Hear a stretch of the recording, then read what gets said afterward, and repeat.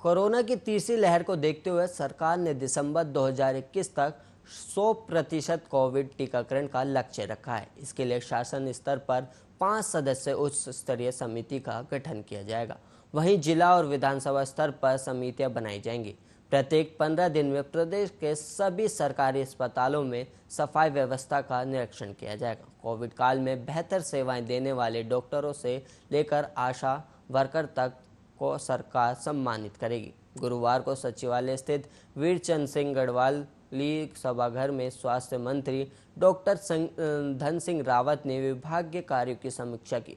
उन्होंने कहा कि सरकार ने दिसंबर 2021 तक 18 वर्ष से ऊपर के सभी लोगों को 100% टीकाकरण करने का लक्ष्य रखा है। इस कार्य को अमलीजामा पहनाने के लिए शासन स्तर पर 5 सदस्य उच्च स्तरीय समिति का गठन किया जाएगा। ये समिति प्रत्येक 15 दिनों में मुख्यमंत्री की अध्यक्षता में आयोजित बैठक में अपनी रिपोर्ट पेश करेगी। इसी प्रकार जनपद स्तर पर जिलाधिकारी और विधानसभा स्तर पर क्षेत्रीय विधायक की अध्यक्षता में समितियों का गठन किया जाएगा, जो वैक्सीनेशन और कोविड रोकथाम संबंधी अन्य व्यवस्थाओं की लगातार निगरानी करेगी। मंत्री ने अधिकारियों को निर्देश भी दिए हैं कि स्वास्थ्य व्यवस्थाओं को बेहतर बनाने के लिए प्राथमिक और सामुदायिक स्वास्थ्य केंद्रों में डॉक्टर और सहायक स्टाफ की तैनाती करें और चिकित्सा उपकरण उपलब्ध सुनिश्चित की जाए। प्रत्येक 15 दिन में राज्य भर के सभी सरकारी अस्पतालों की सफाई व्यवस्था का भी निरीक्षण किया जाएगा। उन्होंने आगे कहा कि जल्द ही विभागीय प्रोन्नति की समीक्षा कर पात्र कर्मचारियों को समय प्रोन्नति दिया जाएगी।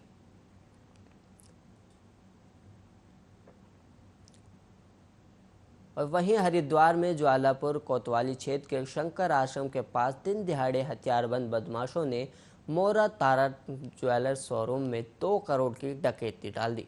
बदमाशों ने शोरूम मालिक, गार्ड और स्टाफ को हथियारों के बल पर बंधक बनाकर कमरे में बंद कर दिया। बदमाश नकदी और जेवरात लेकर आसानी से फरार हो गए। बदमाशों के दुस्साहस से हड़कंप मच गया है। पुलिस, एसओजी और विधि विज्ञान प्रयोगशाला की टीमें घटनास्थल पर पहुंची, सीसीटीवी फुटेज चेक करने के साथ साक्ष्य जुटाए। डकैत का पूरा घटनाक्रम सीसीटीवी कैमरे में कैद हो गया।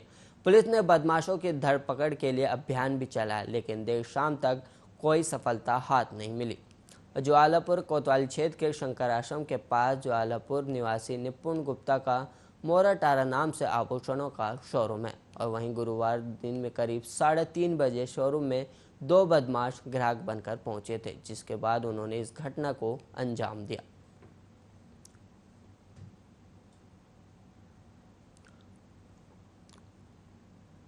और वहीं पिरान कलियर से अकौड़ा खुर्द गांव में आए बारात में डीजे पर मनपसंद गाना बजाने को लेकर ग्रामीणों ने बारातियों पर हमला कर दिया। इस दौरान बारात में आए 28 वर्षीय युवक की मौके पर ही मौत हो गई, जबकि दूल्हे के भाई समेत कुछ अन्य लोग भी घायल हो गए। सूचना पर पहुंची पुलिस ने शव कब्जे में लेकर पोस्टमार्टम के लिए भेज दिया।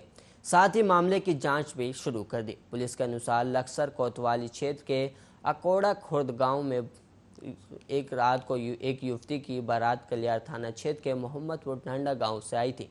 बाराती अपना अलग डीजे लेकर आए थे। आरोप है कि गांव के कुछ युवक बारातियों के डीजे पर नाचने लगे और डीजे संचालक से अपनी पसंद का गाना बजाने के लिए कहा, लेकिन बारातियों ने इसे मना कर दिया। उनका कहना था कि वे अपने डीजे पर अपनी पसंद का ही गाना बजाएंगे। बताया गया कि इसी बात को लेकर दोनों पक्षों में गाली गलौज शुरू हो गई और विवाद बढ़ा तो गांव के कई युवकों ने लाठी डंडों से बारातियों पर हमला कर दिया। हमले में मोहम्मदपुर ठांडा के नैन सिंह की मौके पर ही मौत हो गई, जबकि दूल्हे के भाई राहुल के अलावा अरुण, अरविंद और तुषार को भी गंभीर चोट आई है।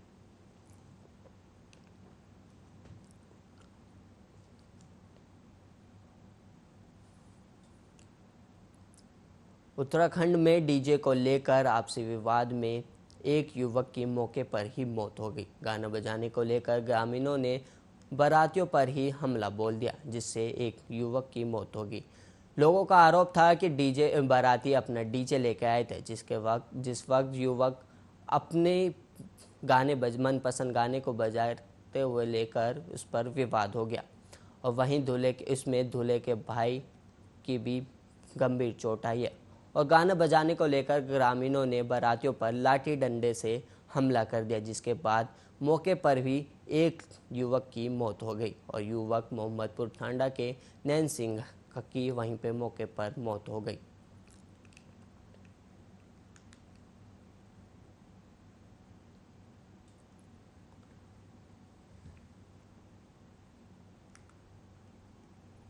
उत्तराखंड के देहरादून और हरिद्वार में इस जघन्य अपराध के दो मामले सामने आए हैं।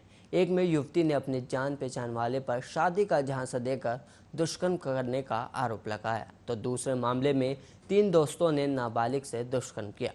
देहरादून निवासी एक युवती ने मसूरी कोतवाली में लिखित तहरीर दी है।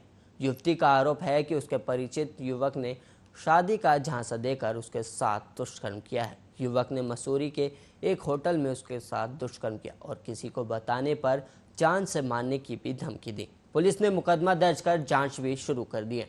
और वहीं हरिद्वार की फैक्ट्री में काम करने जा रही 17 वर्षीय किशोरी से 3 दोस्तों ने जंगल में ले जाकर सामूहिक दुष्कर्म किया। आरोप है कि एक आरोपी ने शादी का झांसा देकर 1 साल पहले भी दुष्कर्म किया था। आरोपी ने उस दौरान अश्लील वीडियो भी बनाया था। वीडियो को वायरल करने की धमकी देकर वह 1 साल से दुष्कर्म कर रहा था। पुलिस ने मुकदमा दर्ज कर तीनों आरोपियों को गिरफ्तार कर लिया है।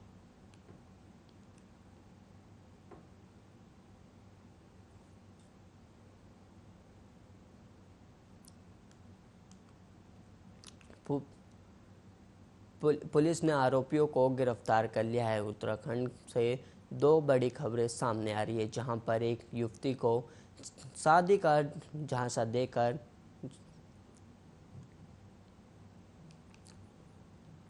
और वहीं इस बुलेटिन में इतना ही। ऐसे ही तमाम खबरों के लिए आप देखते रहिए आर्यन।